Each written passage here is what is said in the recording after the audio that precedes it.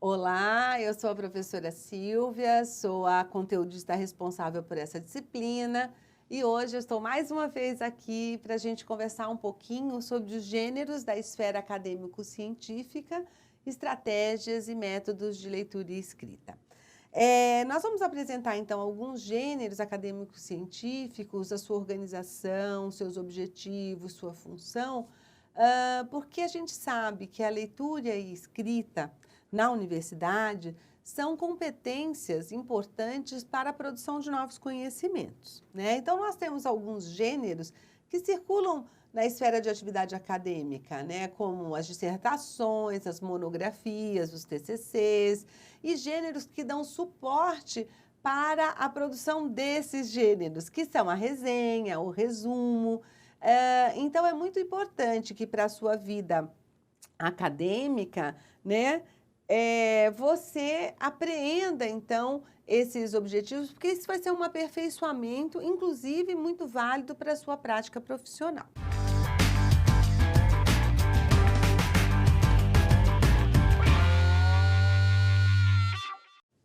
Então, assim, o objetivo desses gêneros, né, é aprender conceitos, conhecer metodologias, ler para estudar e produzir novos conhecimentos, né? Então, assim, a leitura na esfera acadêmica desses gêneros é muito importante para o seu estudo, para você até poder aprofundar os seus estudos, né? E para a gente poder ter um método, nós apresentamos nessa unidade da disciplina um método, né, que é do professor Joaquim Severino, para nos ajudar, né, nesse momento dessa leitura que tem um objetivo tão específico, muito diferente da leitura, por exemplo, literária, da leitura para o entretenimento, né, que não necessariamente a gente precisa de um método, mas no caso da leitura dos gêneros acadêmicos científicos é muito importante a gente observar essas etapas. Ele vai definir 5 etapas. Vamos falar das 3 primeiras, porque as 3 primeiras elas são importantes para as outras 2 etapas. Então, ele vai falar de uma análise textual, de uma análise temática e de uma análise interpretativa. Então, por aí você já vê que você tem que ler pelo menos 3 vezes esse texto teórico, né? Então, primeiro você vai fazer a análise textual, que é uma leitura mais rápida, global. Você vai ver assim qual é o tema, qual é o gênero, qual é a perspectiva do autor, como é que esse texto se organiza em títulos e subtítulos ou em capítulos, né? E normalmente essa leitura que é a mais global, ela termina com um plano de texto, para que você tenha uma espécie de guia de leitura. A segunda etapa, que é a temática, é a que você vai, então, observar o tema propriamente dito. Você vai ver qual é a tese que esse autor defende e separar as ideias principais das secundárias. E a análise interpretativa já é uma terceira leitura, você já absorveu tudo que você fez antes, aí você vai poder fazer uma análise crítica dessas posições do autor, né? Então, você vai ver como que é essa argumentação que ele desenvolve, você vai concordar, você vai discordar, você vai analisar o alcance das conclusões do autor. Então, essa é a terceira. E essas 3, elas servem para a problematização e a síntese pessoal, que são as últimas etapas no método do professor Joaquim Severino. A problematização é, a partir de tudo que foi levantado, você pode propor, então, uma discussão e uma reflexão daquilo que você analisou. E na síntese pessoal, é quase que uma reelaboração da mensagem do autor, mas agregando as suas discussões. Você vai ver que esse método do professor Joaquim Severino tem muito a ver com a escrita de alguns gêneros da esfera acadêmico-científica que a gente vai ainda tratar nessa unidade.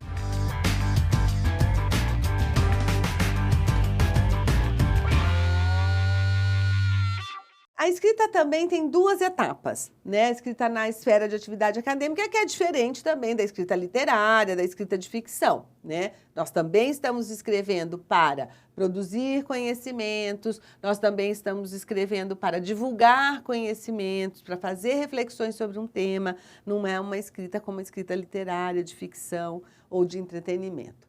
Então, nós vamos ter a preparação e a produção textual propriamente dita. São as duas etapas da escrita. A preparação tem muito a ver com a leitura, né? Então, veja que tem aí definição do tópico, do tema, levantamento de referências. Esse levantamento de referências, ele é feito em cima de leitura. E depois, a própria produção textual, né? Que é quando você está elaborando mesmo a escrita.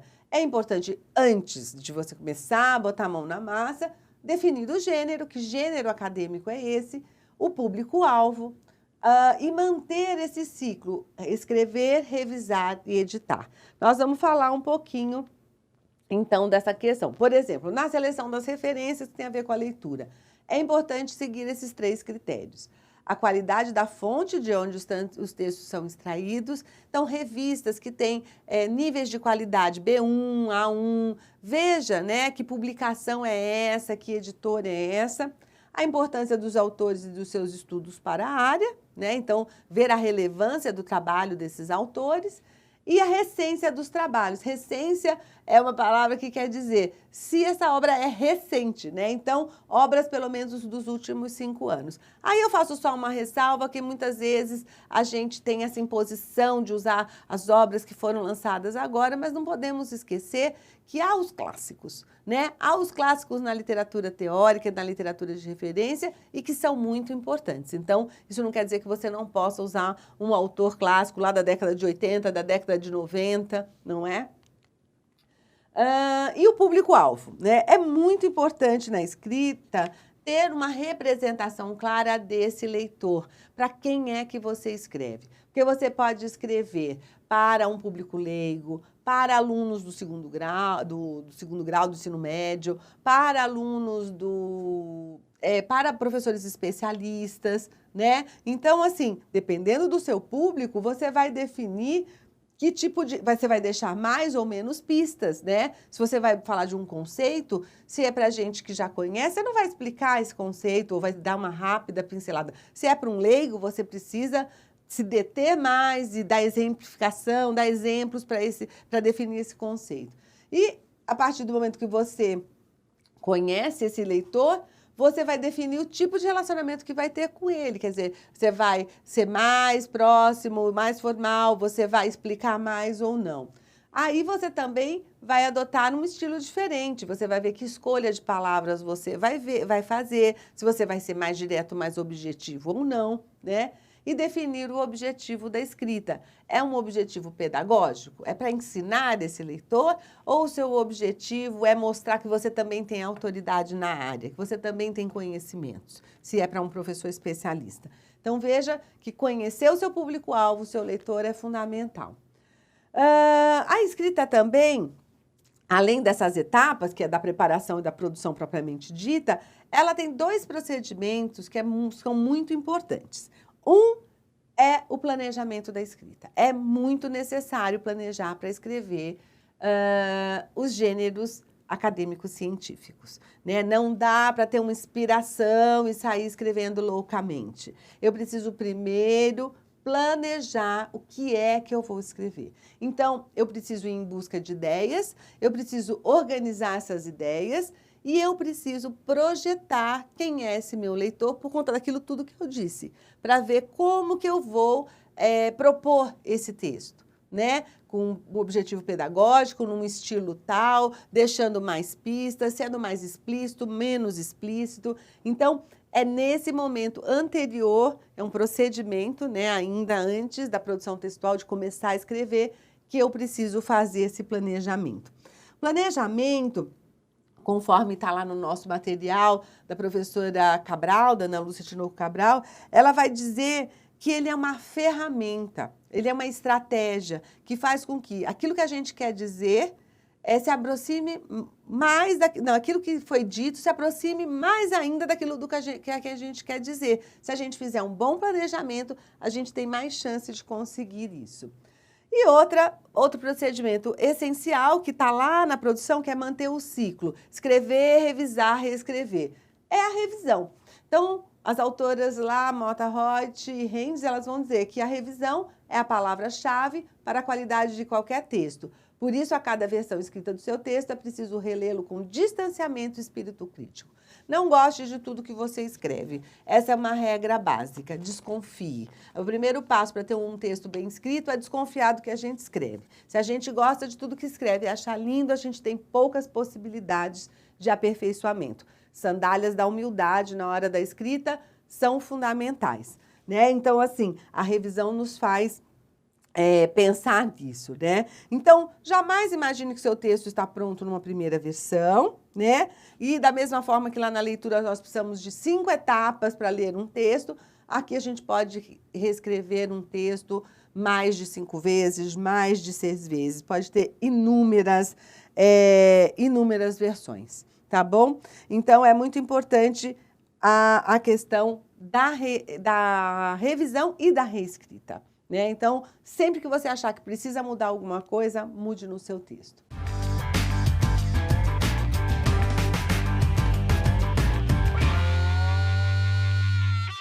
Nós vamos ver alguns gêneros acadêmicos científicos e a gente vai ver que a gente precisa recolher elementos para elaborar a parte teórica de um outro gênero. Quer dizer, os gêneros acadêmicos, eles nos servem para isso, né? Recolher elementos para elaborar a parte teórica. Então, se eu for fazer uma dissertação, eu começo fazendo resumos e resenhas. Resumos e resenhas são gêneros acadêmicos científicos que vão servir para escrever a parte teórica da minha monografia, por exemplo, da minha dissertação.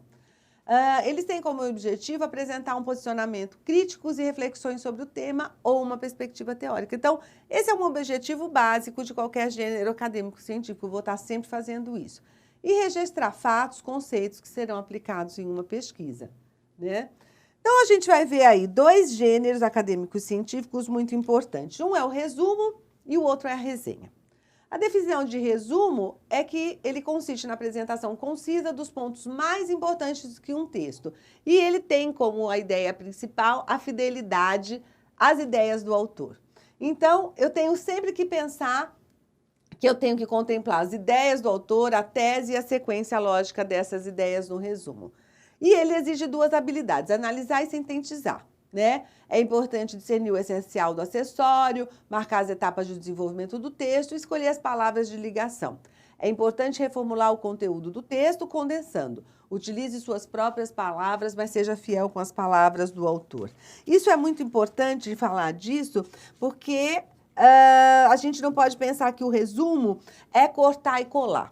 Essa é uma ideia que vem das mídias, da internet, desse uso das tecnologias e que muitas vezes são trazidas para a universidade sem a sua adequação.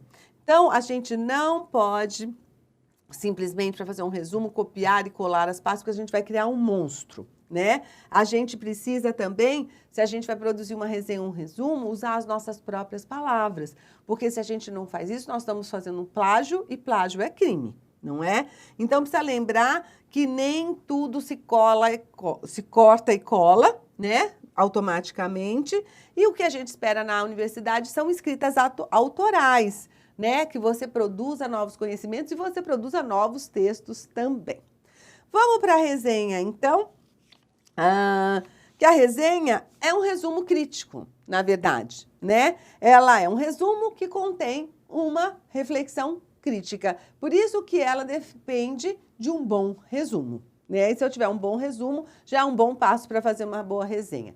Então, vamos lá. Ela tem que ser organizada da seguinte maneira. 1. Fazer uma introdução apresentando assunto, tema, problema elaborado, posição do autor diante desse problema. Toda resenha precisa começar assim, tá?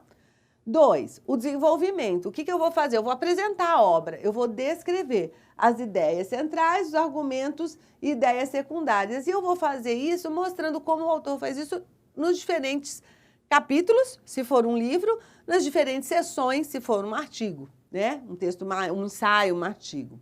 E na conclusão, eu elaboro uma crítica pessoal, uma avaliação das ideias do autor e muitas vezes eu trago uma reflexão sobre aquele tema, sobre aquela publicação, tá?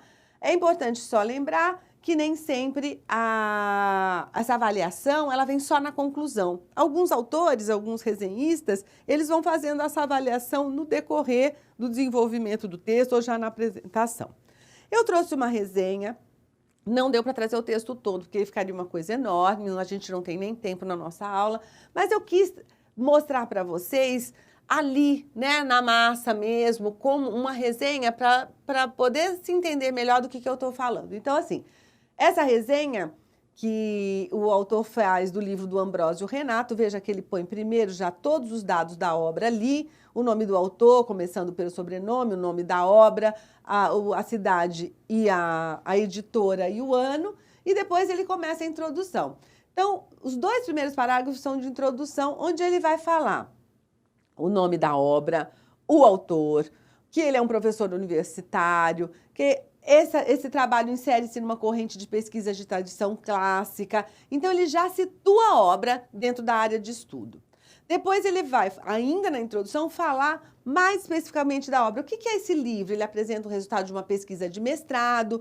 Qual é o objetivo dessa pesquisa? Analisar um gênero presente escritos de caráter histórico, que é a introdução, nomeada de exórdio, pela retórica clássica. Ele já dá a perspectiva teórica e vai dizer o que ele vai fazer, tá? Então, essa é a introdução, ele dá esse apanhadão geral da obra. O desenvolvimento vai acontecer em 6 parágrafos. E observem, ele começa, o leitor encontrará uma análise de 3 subgêneros, quer dizer, o que vai ter nesse texto. O trabalho analítico apresenta parte da leitura dos autores da língua latina, revelando o cuidado filológico dos estudos clássicos, ao tratamento historiográfico do assunto. E aí ele começa a apresentar o prefácio, a introdução, o capítulo 1, ele dá o título, as páginas e diz o que tem, no 2, no 3 e no 4. Sempre descrevendo a obra de uma maneira muito cuidadosa. E na conclusão, que ele vai fazer também em 2 parágrafos, ele vai avaliar, ó, num trabalho de erudição visível pelo cuidado com a escrita, num cuidadoso e eficiente registro historiográfico, aí vem os adjetivos, vem a valoração, vem a valorização do trabalho, é na conclusão. E ele vai fazer uma reflexão, a publicação do trabalho, com a colaboração da FAPESP, pontua uma renovação nos estudos da tradição clássica, vem uma reflexão sobre essa obra. Perceberam? Então, assim, a resenha ela é muito importante que você siga os passos, em geral, nos gêneros acadêmicos científicos, diferente da questão da escrita literária, você não tem toda essa liberdade. É preciso seguir mesmo os cânones, as regras, as orientações. Bom, então, a título de conclusão, redigir textos no ambiente acadêmico requer um conjunto de conhecimentos reunidos em obras de diversas qualificações e assuntos. Por isso, podemos dizer que a leitura alimenta ainda mais a escrita nessa esfera de atividade. Então, elas vão caminhar sempre juntinhas, tá? Então, assim, eu espero, né, mais uma vez nesse breve encontro, que tenha sido proveitoso para vocês. É sempre muito bom estar aqui e ficamos assim até a próxima.